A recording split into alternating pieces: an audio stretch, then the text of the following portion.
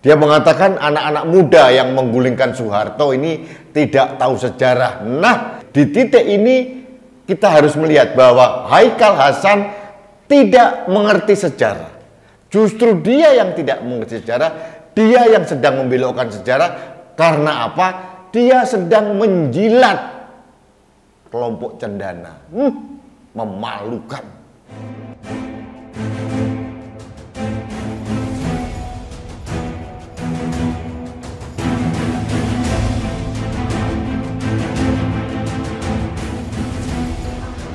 Akhirnya keluar anak muda eksponen 66. Dia teriak, turunkan Soekarno.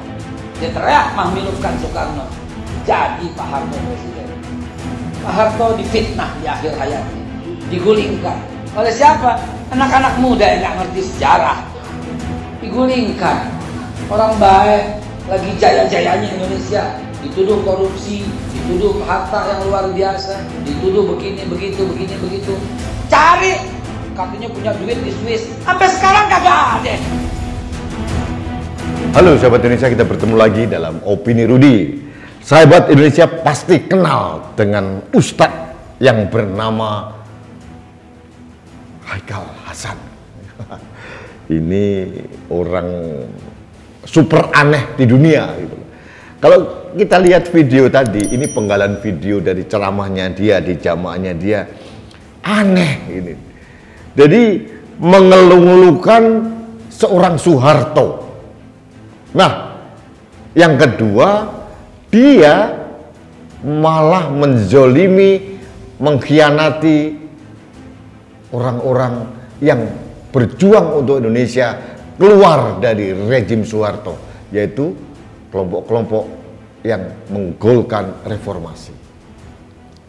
Jadi, ada satu hal bahwa Haikal Hasan ini adalah anak durhaka dari reformasi. Dia mengatakan anak-anak muda yang menggulingkan Soeharto ini tidak tahu sejarah. Nah, di titik ini kita harus melihat bahwa Haikal Hasan tidak mengerti sejarah. Justru dia yang tidak mengerti sejarah, dia yang sedang membelokkan sejarah. Karena apa? Dia sedang menjilat kelompok cendana.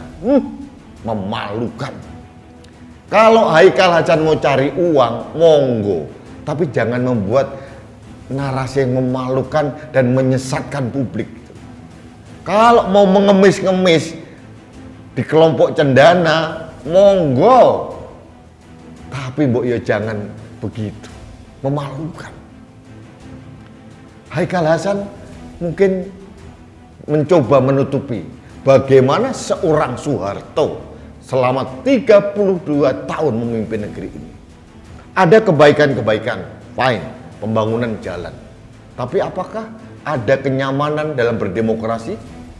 Demokrasi diatur 100% oleh Soeharto.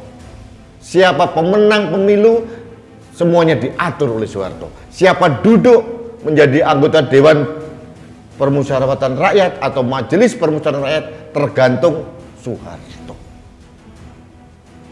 Rakyat bersuara lewat.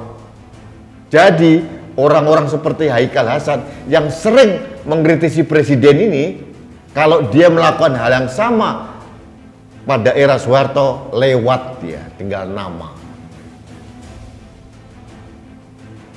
Harus kita akui, selama pemerintahan Soeharto, demokrasi hancur lebur di Indonesia. Kebebasan berpendapat tidak mungkin terjadi. Kalau hari ini Soeharto masih berkuasa, saya tidak akan mungkin bisa membuat opini Rudi seperti sekarang, termasuk teman-teman saya yang lain. Haikal Hasan mencoba menyesatkan itu. Hanya karena apa?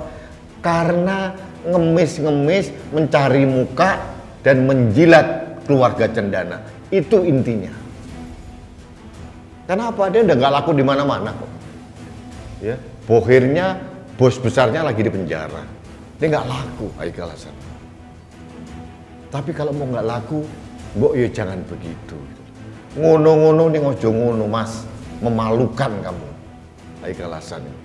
Yang kedua, bagaimana dia mengkhianati mahasiswa yang berjuang keras menegakkan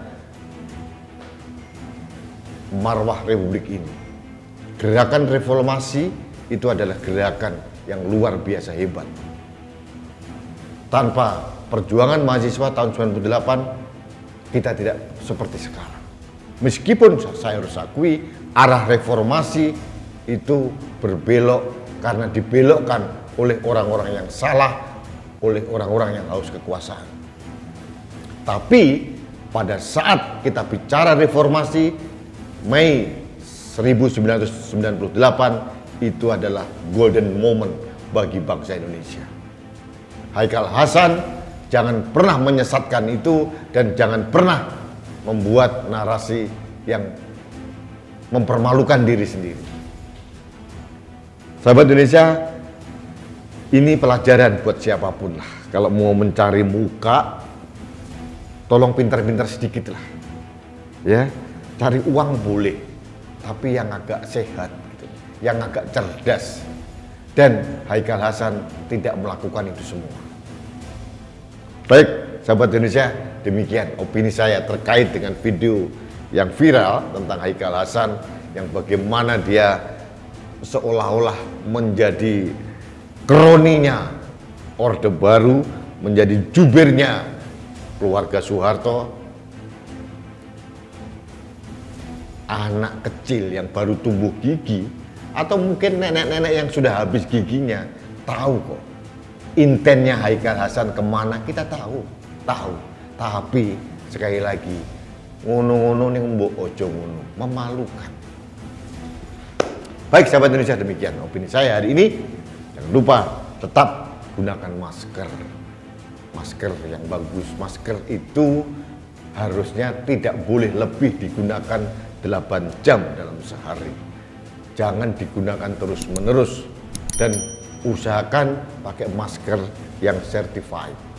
Kalau tidak, minimal menggunakan masker secara rangkap. Kenapa begitu? Karena masker saya melindungi Anda, masker Anda melindungi saya, masker kita melindungi Indonesia. Salam satu Indonesia, salam budaya Nusantara, salam toleransi, salam sehat untuk Indonesia. Saya Rudi S. Kamberi.